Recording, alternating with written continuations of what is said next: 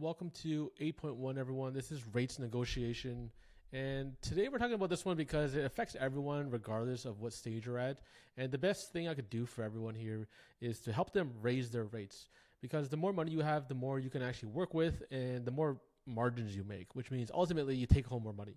And so if you guys cannot master this one or get over this one, it's going to be very difficult to grow your business because even if you do amazing specs and you got people starting to reach out to you and you can't sell them, then you're still at the same spot, right? Because then you won't be able to land new jobs and be able to work on new projects to elevate your career and portfolio. So why this actually matters. Most filmmakers actually lose money because they don't know what actually happens before the project starts. And so you get an inquiry, maybe you get nervous, you quote too fast, and then you just don't ask the right questions. Maybe you just send a quote out immediately because you're scared that, if I don't get them back fast enough, then they're going to just like go to someone else. The client maybe they push back or like the scope expands and then you just end up making nothing on your project, right? Even if you quote $2,000, you might come back and do all the math and then realize like, oh shoot, I actually made nothing on this. So, I've done this before personally. I take like a 2K project that comes in and I want to impress. So I pay for an editor and I pay too much money there. I overspend on production. Maybe I buy new gear to get it to happen. And then I look at the final bill and I realize like I made nothing. I made like $50 or something like that. And that happens over and over again. And this happens to a lot of people. So don't feel bad about this. This is just like something we've learned over time. Or maybe the opposite happens, right? You hear online like quote more, quote double, triple, whatever it is, like people will pay for it. And then you quote high without understanding what's actually needed. And they're expecting maybe like a 200K budget or, and you send 50K, or then there's a disconnect, or like you send the budget that's like 15K and then they really only had 5K, right? Like both ways kind of happen the same way, right? So maybe they ghost you and then you realize like, well, you know what, maybe they didn't want me anyways. You make up all these justification and ideas in your head. The problem is that both directions are equally bad, right? Underquoting signals that you don't understand the project at all, and then overquoting signals that you also don't understand their constraints. So this masterclass here that we're going to do is going to give you the simple system to quote with confidence, right? And you're actually going to increase your income. You're going to set up yourself for future success and also ultimately make smart decisions for every project. So I'm just going to walk through some common mistakes right now. So mistake number one is quoting too fast, right? An inquiry comes in, you get super excited. You throw out a number before you even understand what they actually need. And now you're either too high and they ghost you, or you're too low, right? You're underwater before you even start and you can't make money out of this. And then ultimately that leads to like burnout. So mistake number two is not asking questions at all. So you feel like asking questions actually make you look inexperienced, but the opposite is actually true, right? Asking questions make you look like an expert. Every time you ask a smart question, the dynamic actually shifts, right? It's like, it goes from, I know this, I've done this so many times of a project. Like you want someone that, say you got your toilet's broken and you call a plumber and then you're like, hey, my toilet's broken. Cool. That's gonna be $6,000. Right? You're like, what? Like, aren't you going to ask some questions or stuff like that? Like, don't you want to know exactly what it is that my toilet has problems with? Because does it really need to be $6,000? It's like, no, it's $6,000. Like, that's just how much it costs. Or do you want the person that's like, okay, just tell me about like, what's the situation? How's it going? Like, when did this start? Have you tried this? Have you tested this? Have you done that? And then it's like, okay, great. It sounds like it's this problem and it's just going to cost you like $150. You're like, awesome, $150. I know exactly what this is. This person sounds professional, reasonable. Everything makes sense, right? So that's the energy that you actually want to project when you take the time to actually understand scope. It's like you figure out exactly what someone else's problems are, and then you're like, oh, I know all the details here. Here it is, right? Now, mistake number three is chopping your rates.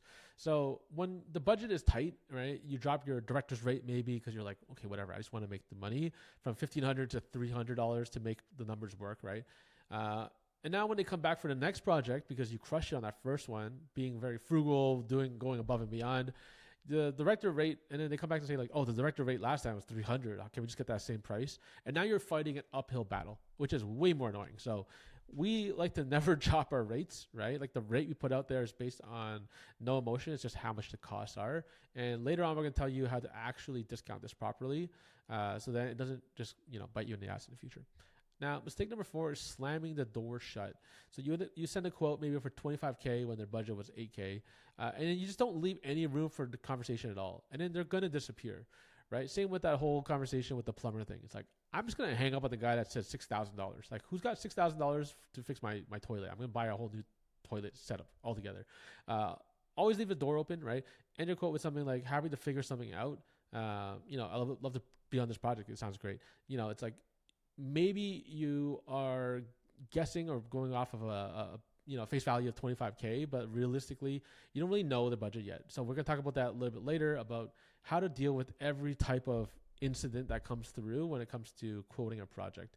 But we'll teach you exactly what to say, how to price properly, how to leave things doors open in the future. Mistake number 5 is taking projects that will hurt you. So a 50K budget might sound amazing. It's like the biggest budget you've worked with, until you realize that the ask itself is impossible. So we had one of our students, Noel, had a project that came in, reached out to me. He's like, yo, this is like a huge producer, right? He wants to do and work with this new client here, or like one of their new artists. And like they have 50K to do this project. And like, oh man, this person's huge, right? And then we just sat down. We're like, let's just walk through this without the emotion, remove the producer being there. Imagine this is any client that came in, right? 50K sounds like a lot. And then I'm like, what are they actually asking for? Like 7 visualizers, a music video, multiple cut downs. You do all the math. It probably comes out to like 100 different edits, all shot in 3 days. And then because it was the biggest budget, it clouds your mind, right? But when you actually quote it out without emotion, he quickly realized like how little money he's actually going to make and how much work he needs to put in to actually make this happen, right? Everything would go to production design, the crew, finding a location for 3 days. Like, getting that many crew for 3 days itself is already going to cost you 50K. So the thing is, he realized like he'd be burnt out doing the work he didn't want to be doing. And then the project was going to be a detriment to his career, because then he would be out of commission for like the next 6 months to do this project, because you're not going to find an editor that's going to do 100 edits for nothing. So being smart and also understanding the entire scope here is what we're trying to get, because it's going to make you smarter. It's going to make you more informed, so then you can make decisions that actually help you and not detract from you. So next is how to actually do the discovery process itself. So before you quote, you need information. If you quote before you understand what they need, you're just guessing. So these are the 4 pillars of scope that we use, and every project can be understood through these 4 questions. And we ask these questions regardless to anyone. And even when people reach out to us with a lot of information, we're checking to see if these questions are being answered already. And if not, we will push back, and we will constantly push and push and push until we figure out exactly what we need from this. So if you have any lingering questions in any of these areas, ask for more clarification. Nothing is wrong by you asking more questions, because it shows that you care. So you do not want to trap yourself by under budgeting. This is going to be super uncomfortable for a lot of people, but the more you get really comfortable with this, it's like second nature. It's just part of the system. It's part of like, this is what we call when we talk about systems, right? You can do completely fresh new things every time a client comes in, and then you're just guessing. And that's how it felt before when we started. We were just like, new client, okay, 25K. They haven't even told us anything about this project yet. And we're just like, yeah, it's a new project. I feel like today it's going to be 25K. That's just what I feel inside for this project. And they would just ghost us and leave us and be like, what the heck? Who are these guys, right? It's like, how disrespectful even. It's like, we're trying to come figure out some situations here, and you're just going to be like, whatever. I don't really want to work with this. The thing here is you got to understand exactly all the details. So let's go into this. Number 1 is timeline. When you are hoping to film, like when are you hoping to film, and when do you need the final deliverables by, right? What you're really trying to figure out is like, is this project even within a timeline that's feasible, right? The sooner it is, the harder it is to execute. If someone tells me like 2 weeks from now, I'm like, okay, that's going to be very tough. Do you either have a lot of money that allows us to move quickly, or like, do you have some feasibility, some like leeway somewhere? The red flag here is like, if someone tells you delivery is too soon, like you could potentially screw yourself. I understand there's sometimes you're like the second B option, and the people reach out to you like, oh, our DP or whatever dropped out. Like, do you want to jump on board for this project that's tomorrow? That's a little bit different. This is more so like campaign scale or project scale, where there needs to be pre-production timing, things for it to go properly. You can't do like pre-production, get a crew, unless you have all these resources. Like, it's going to be very difficult to do all that stuff properly. So that's a big red flag there. Number 2 is deliverables. What specific assets are you looking for? Like one hero video, cut downs, how many, what lengths, right? All this stuff is super important. A 2.5 minute video is very different from a 60, from a 15, a 30, whatever that stuff is. You need to understand what they're looking for, because if someone tells you, I need one 60-second hero video, and then like 25 cut downs for socials and ads, and then all of them are going to be net new. So like, it's not like you're just taking the hero and then you're cutting it down into like the cut downs. You're actually doing like completely different edits for every single one, which means that also stacks on top and makes it way more difficult to really understand like, oh shoot, this is not actually feasible. Like that's really difficult to do. And so that like you need to ask these questions, because without it, you're gonna be very confused about like, oh yeah, we just need video. Like what does that mean? Right? It's like, is that a video for the website? Is that a video for whatever? How long is it? Because a 60-second can take 2-3 days to shoot still, but it could also add like six extra weeks on just editing to get everything done. So you really need to understand that part. So what you're really figuring out here is like, what does the post side of things look like? How much time will it take to edit? Are there cut downs for the hero, a new standalone project, right? And then does that require its own attention? If they can't tell you exactly what they need, expect scope creep, right? Scope creep just being like, they tell you it's like 60 seconds, like 3 cut downs, okay? That's pretty clear. And if that's exactly what they need, like they don't need extra, like, are you sure? Like you're just making sure. And then you get the other client that's like, oh, we're not really sure. Can we just shoot a lot of stuff? And then like, we'll just figure this out in post. Like that's the hugest red flag ever. Cause now you're going to get a whole mess of whatever. Like if you don't have specifics going into a signed contract, then you're just going to be guessing those details forever. Right. So number 3 is distribution, right? So where will this content actually be used, right? Is it social, TV, web, internal? Is it going on broadcast, national? Like these are questions you just need to know. What you're really figuring out here is like, if it's social and web, that's like pretty standard. It's nothing crazy. If it's starting to go into like more of a global or national TV broadcast or whatever, like you're starting to breach into more like, oh, I got to deal with like licensing and rights and all that stuff. It gets a little bit more tricky. And then making sure like, it opens that conversation, because it's going to cost you a lot more. Like if you can't really say like bring on like a street actor, your friend or something like that, maybe for your friend it's okay, because they're like, they don't really care, they just want to be a part of it, cool.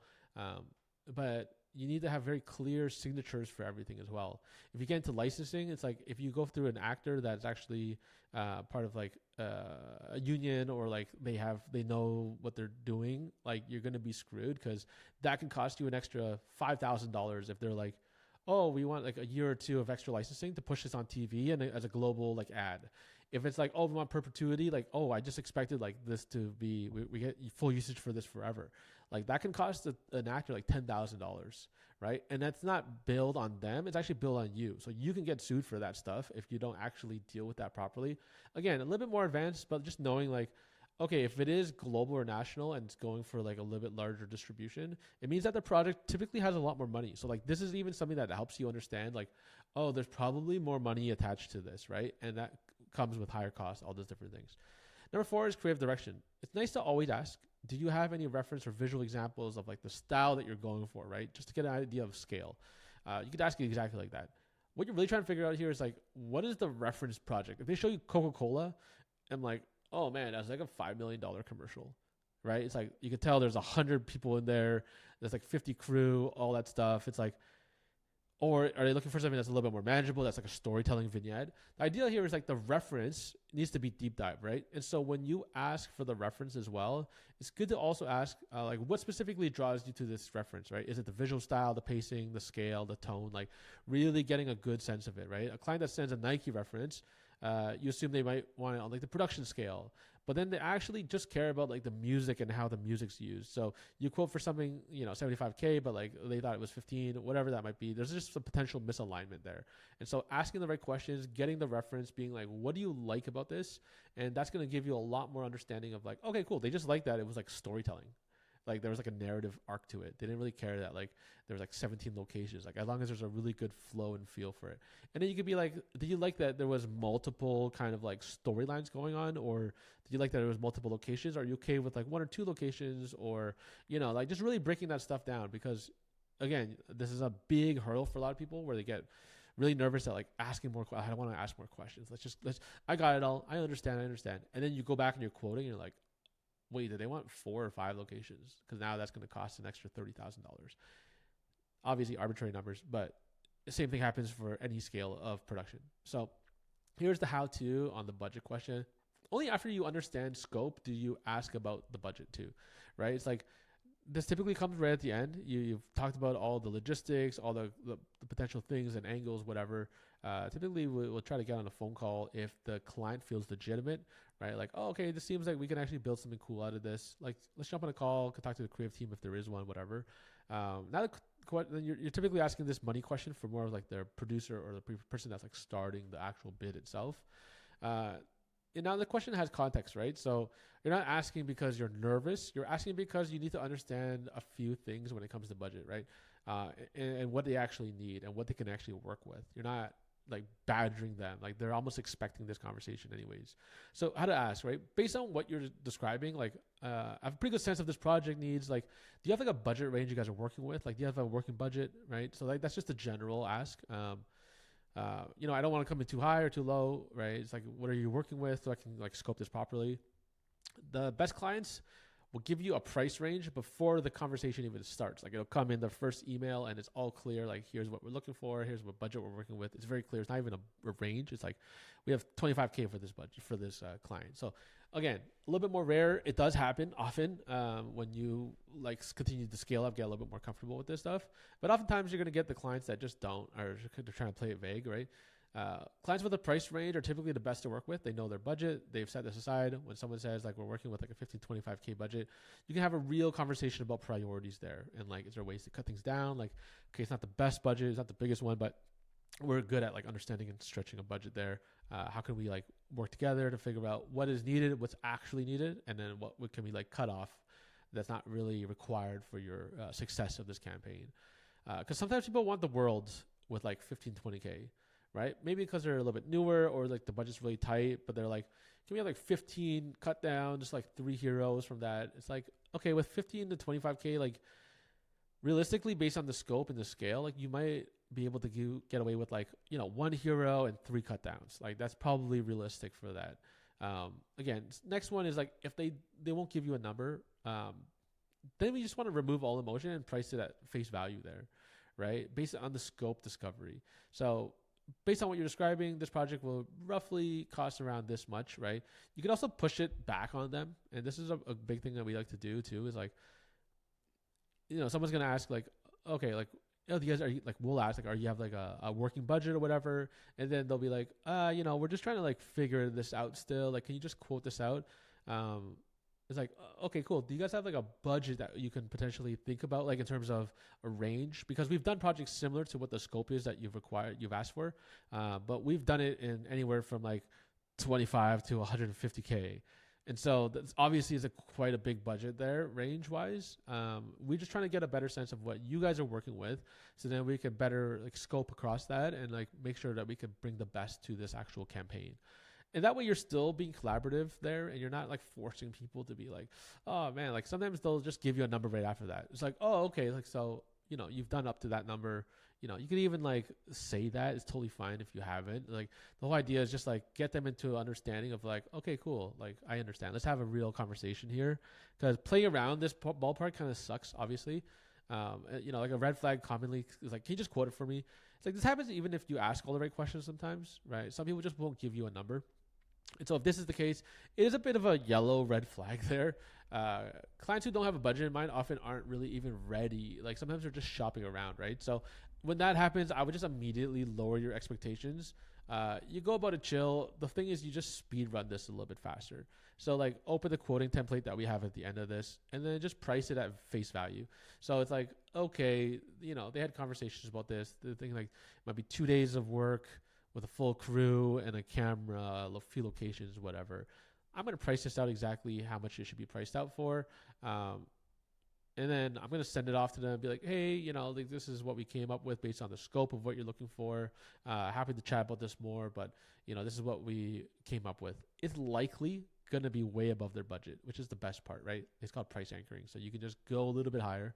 It's totally fine. Because I've already lowered my expectations on this client, I don't really feel bad or not if we land it, right? It's like, it's cool, but the fact that they're already throwing up red flags and barriers for you is not a great sign, right? And so you kind of just want to like go through the motions, expect that you're going to lose this job, or it's not really going to be a job that's in your lane, and that's totally fine. So the more important thing is just like, you don't let the world become a roller coaster where you're like, oh man, I can buy like a camera with this. I can do all this stuff. Like you're probably likely going to lose this. And then when you get over this kind of fear of losing, and you're just doing this because it's part of the job, like it changes your perspective of how you talk to people, how you quote with people. You can be a little bit more confident because you're like, I don't really care, right? Like I don't care if you're gonna come, like you're coming to me, right? Like I'm the expert here. If you want to work with me, like this is how I function and work. Like I was asking you already, like just be quite transparent and open. Like you don't have to say that obviously, but you get my point. It's like I'm trying to make this easier for them, so then they can just tell me like, oh yeah, working with 25K. Oh, okay, fantastic. Like you're working with 25K. I think we can figure something out. Let me just workshop this quote.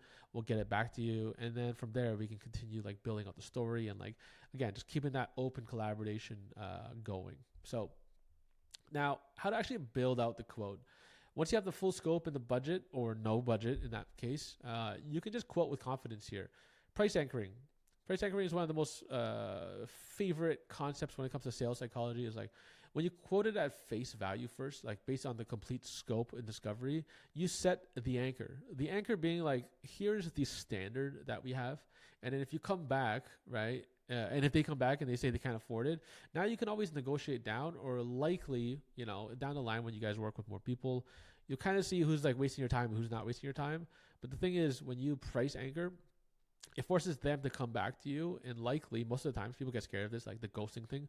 Ghosting thing only happens at the lower scale. When you get to larger projects and people are truthfully looking for people to work with, it's less about ghosting. They'll just start to negotiate downwards, right? Like you say the code is like for 75K, based on what you actually asked for, right? Like truthfully, clear, open, no emotion.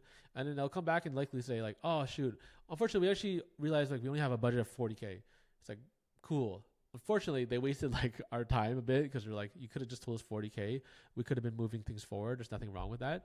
But now you know what you're working with, and then you can scale back intelligently. So you can also do the 2-quote strategy, right? So sometimes clients ask for something unrealistic, like they want 16 deliverables on a 15K budget. You can send 2 quotes, right? It's like one for what they asked, face value, right? One that's a little bit more realistic. So again, there's 2 ways here. If you know it's like 16 deliverables, 15K, you can always like try to talk them down. It's like, okay, based on what we're costing this out at, like the 16 deliverable cost is costing a little bit more. If you're open to doing like 4, and like that's where the value really comes from, then like it's more reasonable, and we can actually get that to you on time, right? It's like, so we can do a much more focused approach in that case, and then actually see what like their ask actually costs, right? So because you give them 2 quotes, maybe one's for 15, or say like that original 16, you can go up to like 20, like even above the number that they have. It's like, hey, like it's pretty tight here. Like we just did all of our math. Like unfortunately, like it's going to cost about 20K for the 16 deliverable version. But if you're down to break it down to like, like a 12 or like a 8 deliverable for 15K, like that's much more feasible for us. And we can make that happen. So, they get a chance to see the 2, like you're not really trying to aim for that 20. And if you do, it's kind of a win-win, because you get that extra 5K. But if you're really trying to hit that 15, and deep down, you're like, that's actually really tough to get for 15K. Because like if you do your math and it's like unreasonable, then you have to go back and be like, hey, we would love to work on you with this project. I think it sounds really great. The 16 deliverable parts can be really tricky because they're all like net new edits and not just cut downs. We're talking to our editor. Based on that, it's like the lowest we can go for that is going to be like 20K for the 16 deliverables. But if you can get it down to like closer to 8, right, half of that deliverable wise, for 15, it makes it much more feasible, and we can put more time and energy to make that work. So they see the exact costs and the ask that they're doing, and then also giving them a realistic alternative. Typically, we'll just send 1 quote, right? Like we're gonna go and shoot for a little bit higher, so then you have room to negotiate downwards.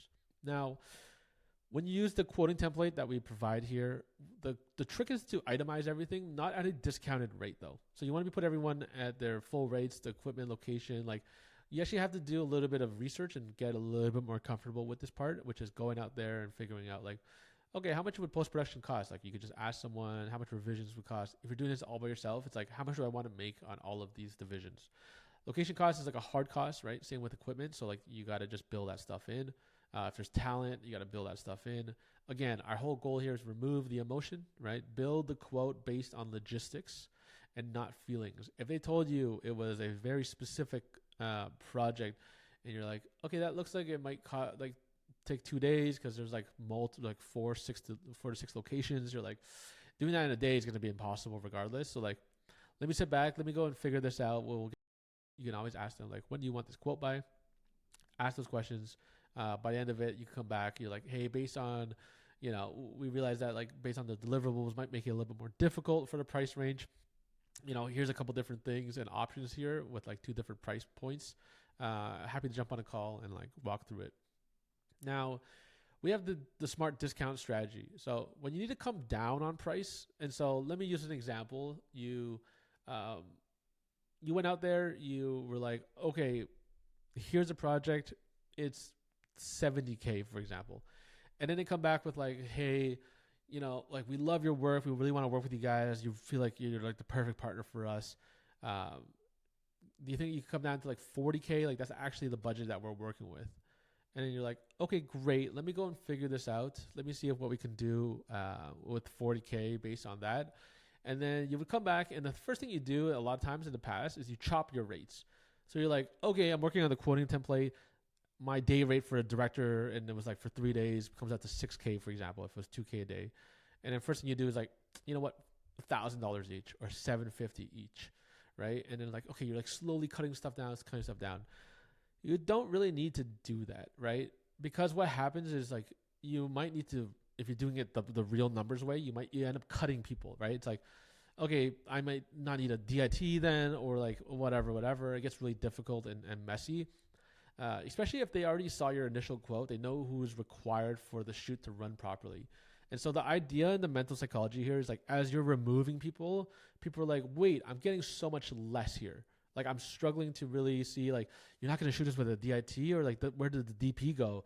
It's like, oh man, it's like now they think it's all a la carted and like there's a problem there. Whereas if you keep everyone in the same place and all you do is add a discount at the end, right? So there's 2 ways to do this. You could just add a straight discount at the end. So you keep all the full rates on the quote, and then you add a discount rate underneath like the subtotal, right?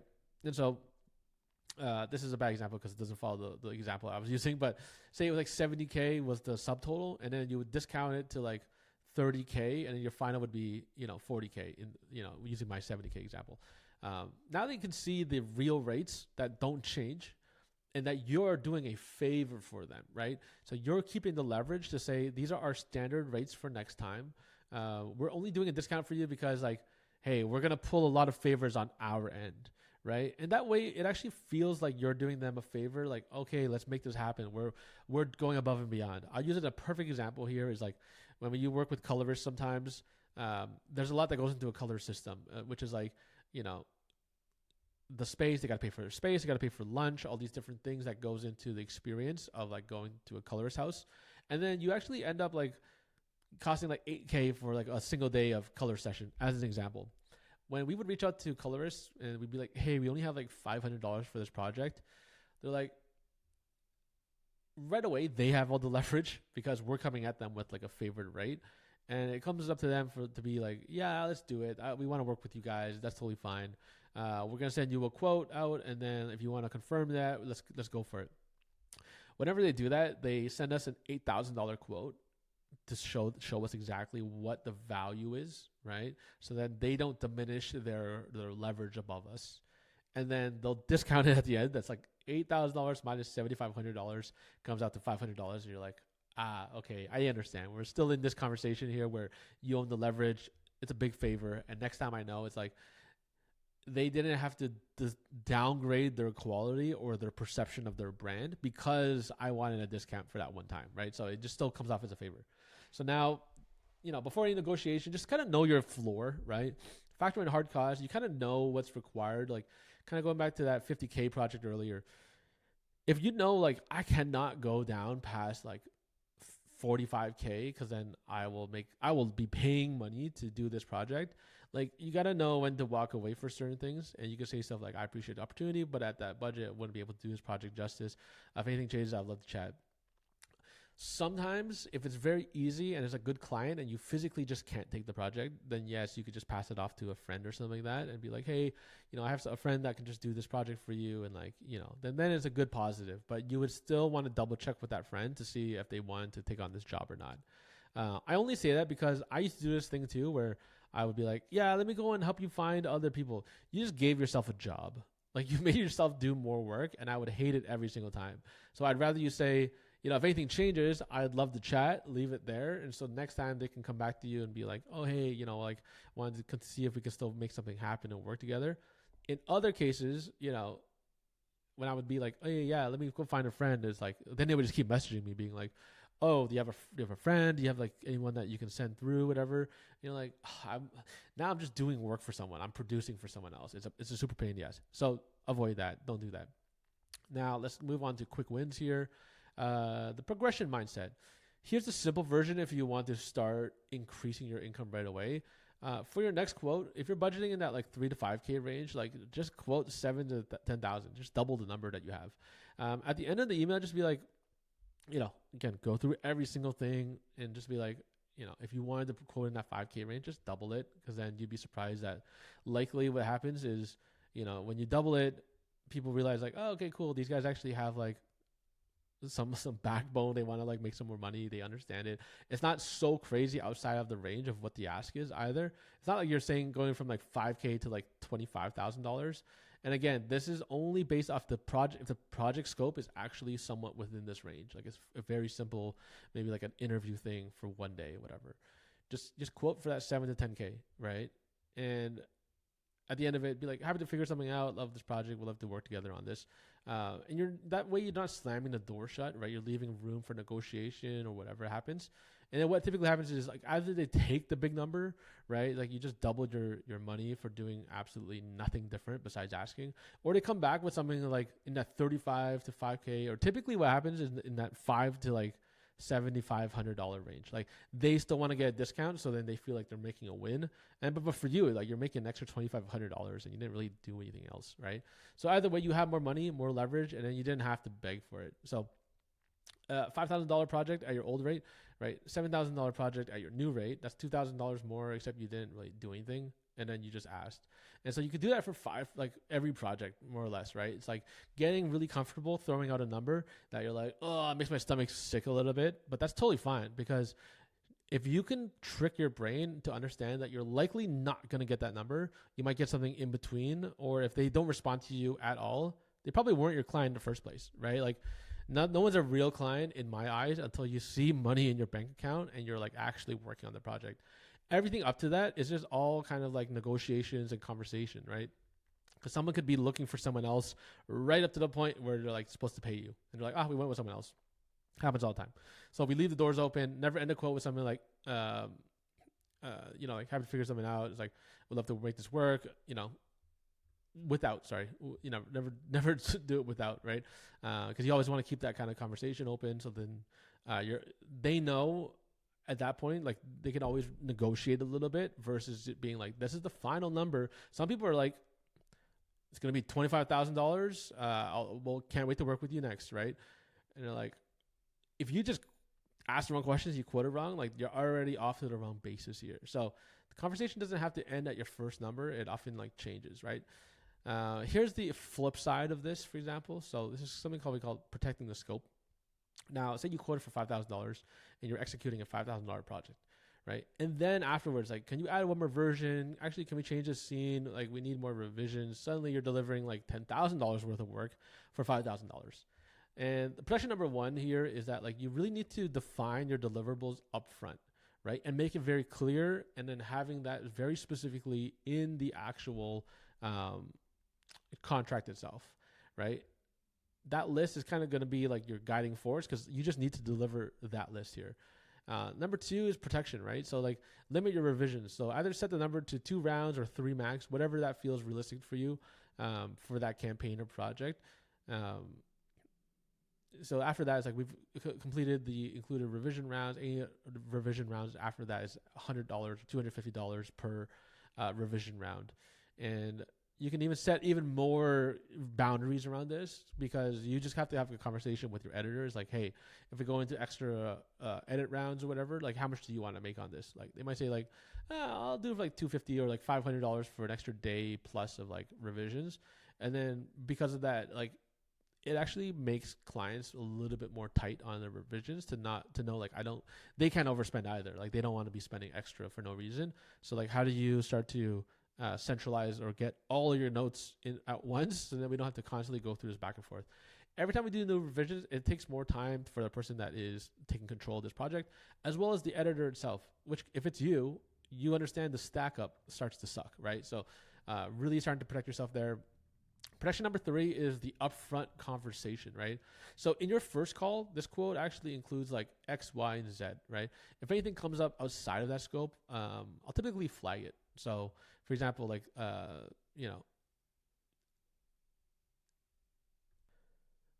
yeah, just going back to that whole concept of like that conversation you have up here to define your deliverables. Things can change obviously as you start to either negotiate down on deliverables or talk about like what's feasible within that price range. Ultimately, you do want to understand like, okay, you kind of want to start to see this as like the conversations you have and the ones that you start with are going to be very important because once it's set in stone on an actual contract in protection number 4, it's kind of set, right? It's like that's typically like a bounding contract that you obviously want to go and find a contract lawyer or whatever near you. It might cost you like $1,000, $2,000 or whatever, but you have that forever and you can just constantly rework it because you know the limitations of that. So this is actually how you protect yourself in the future and how you make sure that you get paid for the stuff that you're doing. And you get both sides to sign a contract, right? That you and the client itself. That's very clear, but you put your deliverables list in the actual contract, right? So there might be a appendix A section that's like, here's all the deliverables that we've agreed on up to that point, right? And then you add language that's like says like anything outside the scope also has this charged additional rate.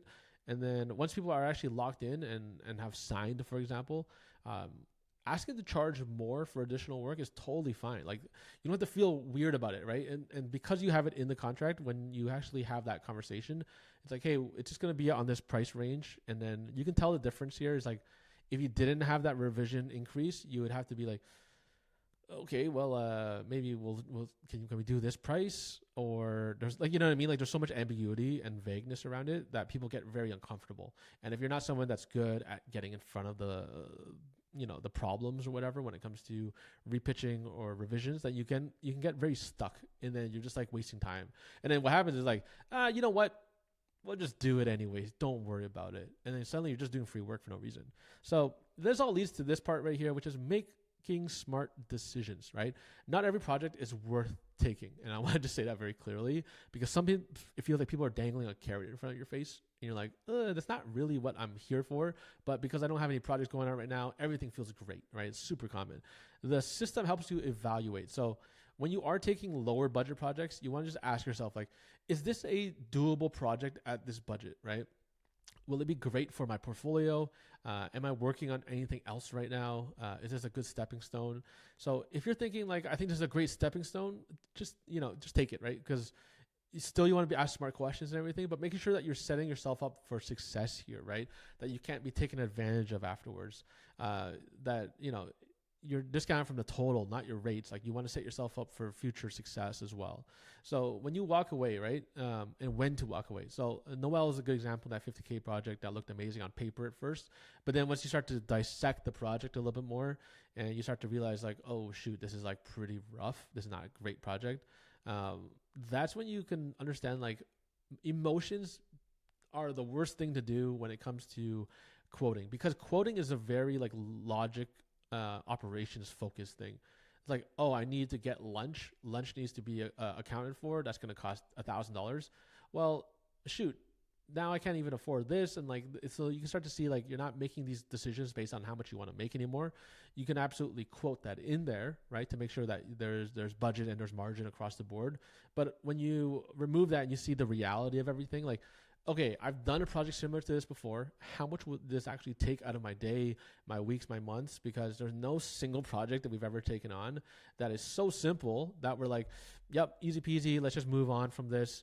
Like, no, there's always like pre-production involved, post-production, managing relationships, making sure that everyone's happy, the amount of pre-production booklet work that you got to put in for certain clients to make sure that like everyone's on the same page.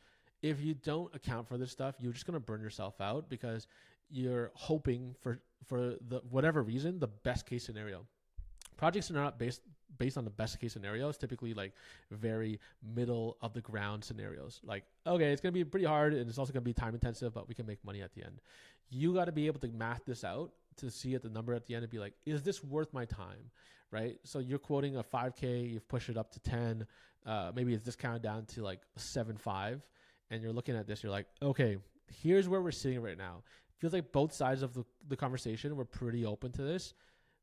Is this worthwhile? Right? Like, can I actually look at this strategically and be like, okay, if I do the math, got to pay people out, maybe I'll make like $3,500 for this project, but can I get it done in a tight 2 hour or like 2 week window, even with someone that I'm hiring for editing, all that stuff, right?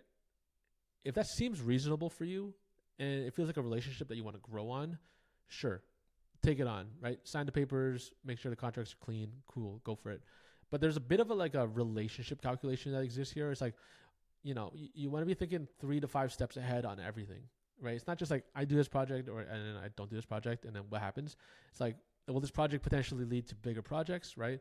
Will this give me more work I can show in terms of my portfolio? Will this open doors I can't open otherwise, right? If it's like a good relationship that you want to grow, maybe it's a cool agency that you want to work with, then you can just discount it down too to the number they're going for, right? But when people start selling you on exposure, that's typically a little bit more worthless, right? Because you're likely going to go through this project, maybe hate it, and you don't even want to work with them again in the future. So that actually has very little value in terms of like the repeat business stuff, right? Repeat business is extremely valuable. So the cool thing that you start to realize is like, it's not just like, well, they love my experience working on this project together. It's like, do you care about that experience, right? Like if you had a bad time, then maybe you're not even going to want to work with someone else in the future, right? Like, and then it's not really that great anyway. So, a relationship where it favors both directions is going to be extremely valuable here. And then you can make your decisions on all that other stuff. Like, is this worth it? Is this a money job? Is this a portfolio job? And in this case, most jobs, I would say like 70, 80% are probably going to be money jobs for most people, right? And then over time, as you build your portfolio, all those different things, then you lean into a place where you're like, cool, yeah, this is starting to feel like a mixture of both. And I'm willing to take sacrifices or do whatever it is to get these jobs. Now, let's talk about advanced tips here. So once you've actually got the basics down, so here are some like bigger picture concepts. Your portfolio actually sets your ceiling a bit. So no one's going to pay you $25K if all your work looks like $3K work, right? You're typically going to get a $25K-ish buffer from where you're currently sitting. Like you might be someone that's putting out work that's in that 10K range. Like you might be getting a ballpark range of like up to 50-ish K or like 35 to 50K, right? Like, but it's incrementally closer to the number that you're currently at. And that's a little bit subjective too, right? It's like, oh, what does 3K work look like? You can kind of feel it because it's really based on like what you're able to scale out and what you're able to create yourself. And so if you've been doing literal work that's been in that 2 to 3K range, probably all your work is going to look like that, right? And it becomes your ability to create spec that looks more expensive, that opens up new doors and new avenues for you, right? When your work, and especially your spec work, looks like it's a 25K project because you've invested time, energy, it's a great story, you know how to do the story properly, and you also get like, like a colorist maybe, like you're just like starting to get into that like sound space, then selling like a 10K project is pretty easy because, I was talking about the dynamic here. It's like your work looks so much stronger and bigger that when other people find you and they already doing a quick audit of who you are, then the work is like, oh yeah, you're already there. Like there's no question. You have to think of it from the client perspective. Like they probably don't want necessarily to work with someone and be giving opportunities all the time, right? Like you got to be finding those opportunities yourselves, prove yourself. So then these conversations come in a little bit more easy.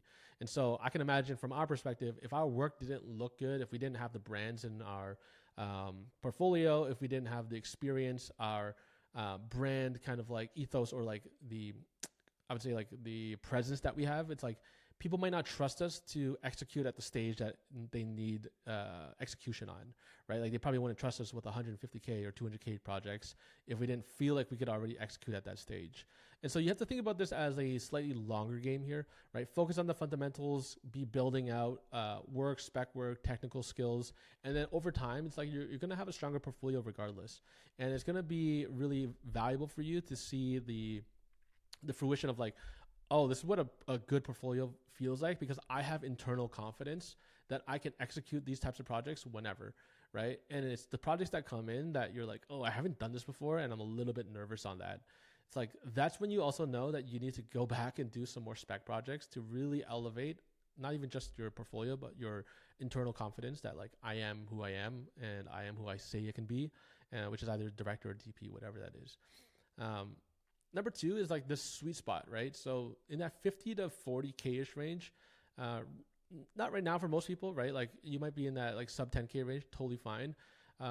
Below that range, in that 15K range, like budgets get a little bit tight. Like almost everyone's stressed, margins are pretty thin, so you're going to be asking for a lot of favors. Above that 75K range, things get a little bit more complicated as well. So you get more stakeholders, more revisions, more cooks in the kitchen sometimes. In that middle range, right, like that 15 to 20K, 15 to 40, especially in the beginning when you're first starting out, it's a great place to be in because you get a lot more creative control. You're able to lead the story and the creative a little bit more. And then you also get to control kind of the overall output. So like kind of what the deliverables are, you can be the expert here. You kind of have enough budget to actually make some really great looking work out here that does add to your portfolio without too much approvals that kills your ideas. Number three is nobody pays full rates, right? Everything is pretty much negotiable, right? Colorist rate is, they say $12.50, right? Sometimes we pay them $300 on smaller projects. Sometimes we pay $500. Sometimes we pay $2K. It really does shift depending on what the budgets are. But ultimately, because like the people that we're working with right now, they see potential in us. And that's why it always is important to be building out like our potential, right? Like the work that we're doing, that we're consistent, that we're still alive. Because if people start to see like, oh, this person's not really working anymore, and like there's maybe like a downward trajectory that we're starting to notice, like you're going to notice that like it's going to be harder to get these asks and questions, right? People want to be working with like new up and comers that are like really showing up and trying and putting out work and going out there to get better, because they see the same in themselves, right? It's kind of like this like parallel, like, you know, mirroring kind of idea. It's like, I want to work with the person that is crushing it out there, that's putting out work, because it shows that they're consistent, they're putting out good work for themselves, and that they care about their craft. We want to be those people as well. So your quoted rate typically is like a starting point, right? And so we want to understand, like, even when we're quoting things out and maybe you don't have a really good grasp of like how expensive a colorist is, you can always ask them, right? It's like, hey, you know, I'm starting out, like, I just want to have an understanding of like, are you open to like slightly lesser paid jobs, or where it's like $500 for the project and you're still down to do it? It's never a question of like, will they put their max effort into it? It's just being a little bit more creative of timing. So it's like, okay, you can't pay colors full rates. Like, can they do it off hours? Which means they're not doing it from 9 to 5. They're doing it from like 5 to 10 or whatever.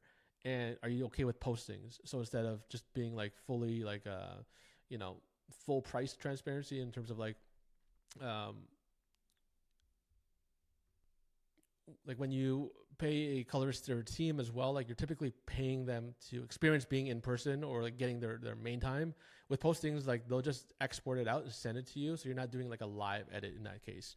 Like like what I was saying earlier is like our colorists and typical rates are going to be in that like 8 to 25K range.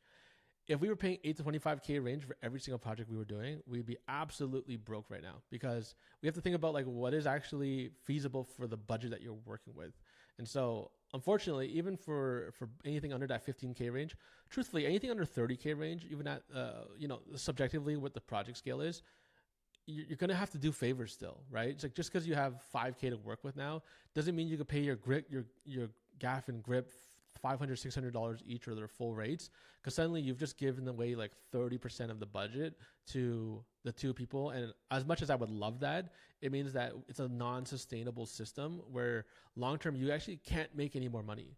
Like you're actually going to struggle in terms of getting money into your pocket.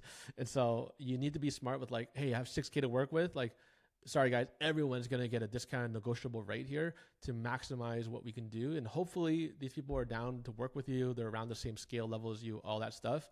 And the best part is like, you want to be growing with these people. So, you know, having these conversations like, hey, transparently, like it's not a great budget. Would love to work with you still. Are you down to jump on board? Again, that's how you start to build these relationships. And then when you get bigger projects down the line, you get to pay them full rates. And that's how things kind of, you can negotiate backwards anyways and build a bit of like a better relationship that way. Now, they're buying certainty and not the video. And so if we flip it back to the client perspective, they're coming at you like, hey, I have money. I can go to 15 other production companies or videographers, directors, whatever this is. Are you the right person? Right? And so a client that hires you, they're asking like, can I trust you to deliver this? Will you make me look good to my boss? Right? And because most times like you're either working with like a marketing agency, marketing people within a business, if it's direct to client. And so your goal is to make them feel as good as possible. Right? And if you can't come in and execute and you're just half-assing it, like you make it so difficult for them to want to come back to you and work with you again. Right? It's always about the relationship build. So someone's putting their neck out there, similar to like a vouch when you bring someone into a business. It's like, I'm vouching for this person that they're going to come in, they're going to crush it, they're going to execute. And it's the same thing in this case. Like you're building that trust that you're the person that can execute on this project. No stress. Like we've done this before. We can really crush it and go out there and like, showcase that like, I understand what you need. And if you look like a risk, they'll likely pay you less. Or they could potentially see you as a way to like take advantage of you, right? So if you look like a sure thing, they'll pay you more. So ultimately, we're always trying to play this game of understanding like, how do we keep leverage, right? It's always that dynamic. Again, I was saying this earlier. Someone reaches out to you, suddenly you feel like, oh man, I really gotta I gotta say the right words and all this stuff. It's like the idea here is that like you have to just be the person that understands what someone is looking for, because you're not trying to scheme people out of this. You're not trying to be like scheming and all that stuff. Like you're trying to just like provide the best service that makes the best sense for what they're looking for. And so when you're coming in prepared with the right questions, you're asking the right things that actually make sense, then suddenly you are putting yourself in the best position to land a project. Now, quick FAQ here is like, what if I've never quoted more than 2K? Then start by quoting like that 3 to 4K, right, on your next project, like immediately. I've had a bunch of people in the comments of our YouTube channels being like, guys, I listened to what you said. I was going to quote $2,500. I quoted like 56. They said yes. And I was like mind blown, because suddenly I just made like any other place where you're working a project or career or whatever, and you're just asking for double the amount of money and people say yes, like leave the door open. You're always going to be able to negotiate, likely if they're real good clients or people that are like, they're wasting their time or spending their time trying to reach out to you anyways. Like they're going to want to figure some stuff out, right? You don't necessarily need to jump straight to 10K overnight unless the project feels legitimately like, okay, cool, I've priced it all out, emotionless. It's a 10K project, and let me throw that number out there. And then if they come back down, it becomes up to you whether you want to take that on or not. But ultimately here is progress, right?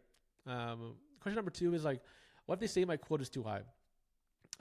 Again, so you can always ask what they're working with, right? Because if they're just keeping it super vague, like you send them a 10K quote, you're like, the quote's a little bit too high. Okay, well, how do I work with that? So you want to just go out and be like, hey, do you guys like have a working budget you're trying to hit? Like, give me a better understanding so we can figure out what we can do with that, see what would work, type of thing. And you can never just want to really drop a number without like backing it. Sometimes people think like me giving a very detailed quote is too much because people start a la carting, right? The problem is like people that a la carte don't understand often what is actually required inside of a project, right? And so there's another yellow red flag to look at, to be like, hey, you want to remove the DP? It's like, what does that even mean? Like, how are we going to shoot this, right? And so like those people, again, that's just like an instant yellow red flag anyways. And from that place, I like to just be like, okay, wait, hold up. Doesn't really make sense. Like, we need these people. This is the team that we typically always work with. And like, we need this budget to allocate to make this project work.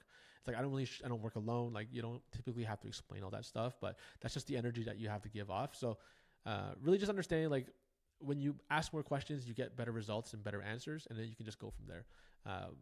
What if they won't tell me their budget? At a certain point, they kind of have to, right? Like either they're going to say yes or no to your budget, or they're going to open it up and be like, hey, we have a range, or we have to come down on the price. So again, just know that eventually a number does exist somewhere, right? And back to my whole point, if you just go way too high or way too low, too early on without asking questions, you're just never going to get to that final number anyways. But again, most times I feel like people are very interested to work with people. And if they're not just doing like like sometimes you get an email like, how much is a video? that's likely going to be someone that's just wasting your time anyways. So do you really want to respond to that? No, you kind of want the person that knows, that has worked with film people before, or like videographers, whoever that is, that they're coming with like the right questions, the right answers already. Like right off the rip, the opening question is like, hey, we're working on this campaign project. Like its delivery date is this date. We're looking for like 2 15s and a 30. And then, we're going for broadcast TV and this. So we need some licensing quoted in there. And then you're like, oh, okay, cool. Like here's a reference of what we're going for. Perfect client. And then at the end, they'll be like, yeah, we're working with like a 45K budget. Just wanted to see if you might be available or open to this. It happens all the time. And that's like a perfect case scenario. But if they only give you 2 of the 3 questions or answers, then you just have to go back, go through what we talked about today in the rates negotiation, and like really continue pushing and doubling down and figuring out like, okay, here's the questions, here are all those things. Like, here's how we actually go and execute that. And that way you actually have more answers to work through. So what if I need the money and you have to take a bad deal? Very open-ended question and answer here. Take it if you need to, but use the system right anyways, right? The more you can just like save yourself in the back end, get a clean contract, get your revisions in there. Like, you need to control this, because anytime I've talked to my photography friends or the students we teach, and they don't protect the scope properly, they don't get it in writing, they don't have it signed, they don't, you don't take a 50% or potentially 75% upfront deposit. You're just taking a bad deal that you're going to set yourself up for. You knowing all this, right? Making those informed decisions, and then you deciding to still go with it is your choice. And so I'm not going to stop you on your choice, because it's not like you were surprised by it, right? It's like, you've seen all the red flags going into it and you just need the money.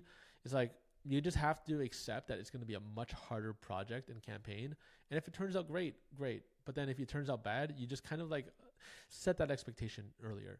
So here's a quick reference. The discovery order is like, ask them specifically, what's the timeline? When do you need a film? When is delivery? Number 2 is deliverables. Like, what specific assets? How many? What lengths? Number 3 is distribution. When will it live? Social, TV, global, all that stuff. Creative direction. Like, do you have any references? What kind of style are you looking for?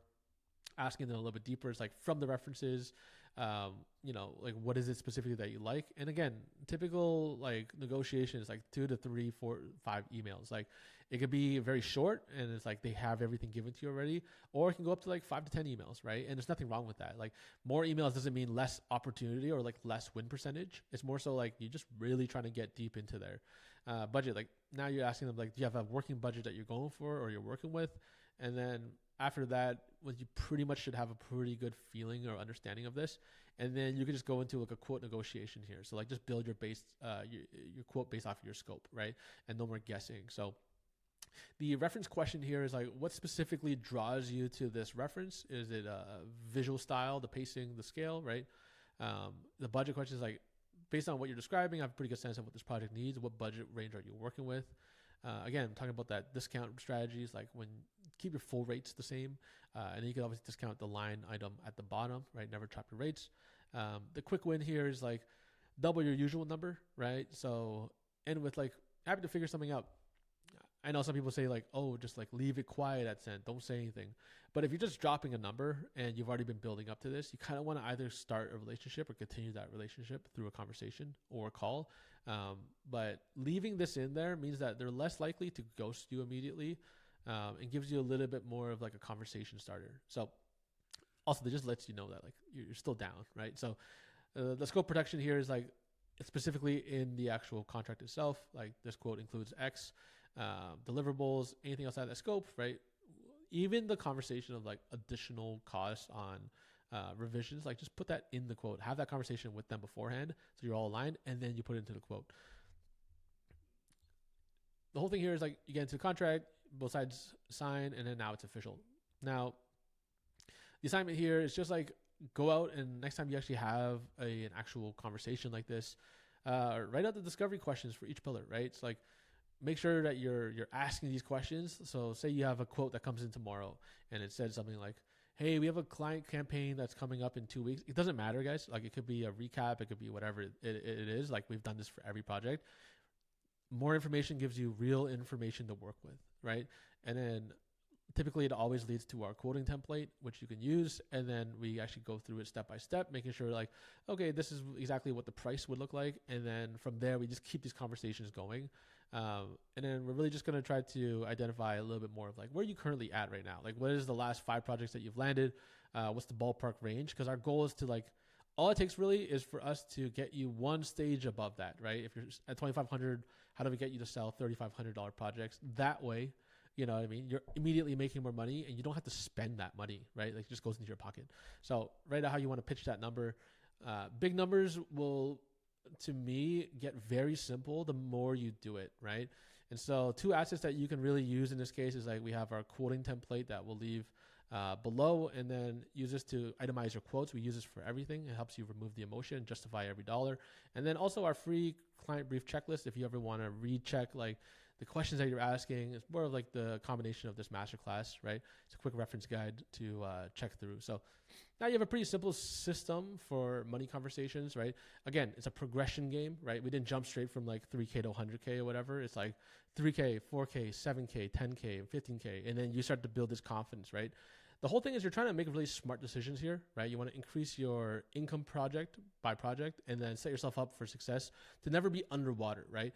The whole goal for filmmaking as well as like long-term growth is that like as you start to quote and you start to quote with confidence, you can leave more doors open, you can have more inquiries, you can be a little bit more specific about how you want to make your money, as well as like how the project actually goes forward. The best negotiators aren't born, right? Like you just do this through repetition. So first time I pitched 5K, I was freaking out, right? And then now it's like, I don't even want to say it, but like we don't even take on that many 5K projects, right? Because it's like the amount of work that we know it takes. We're just at a different place now, but like back then we were taking all the 5K projects, and then we're like, this is great. Now how do we get to that next stage and next stage? So go get paid what you're worth. Go practice this, listen to this again. Whenever you have practice, like just remember there's a lot of tidbits here that you just got to do through repetition, and then you'll get a lot stronger over time. Just knowing that this is how you actually raise your rates as a filmmaker. So we'll see you in the next one. See you guys.